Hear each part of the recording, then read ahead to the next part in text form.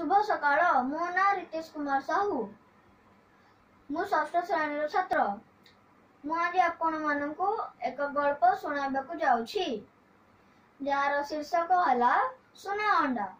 को कालर कथा जने लोक बतकटिए पाली थाए।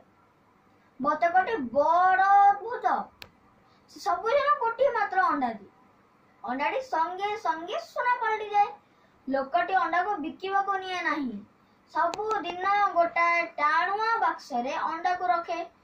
पृथ्वी से सबुठारु बड़ धनी हेबाको दिन राति भाबुथाए। बाक्सटी किपरि सुना अंडारे पूरी जिवो तार केवल से चिंता। दिने से अपेक्षा कला नाही। ता मनक आसिला जे बतकटीर देह भितर निश्चय सुना होइछबो।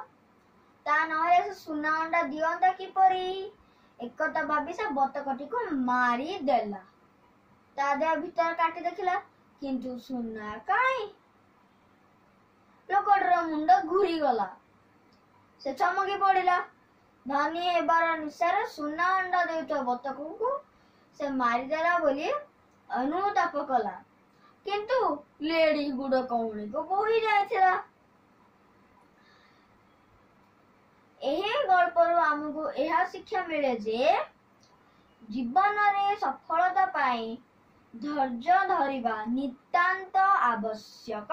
धन्यवाद। आपनक दिन मंगलमय हो।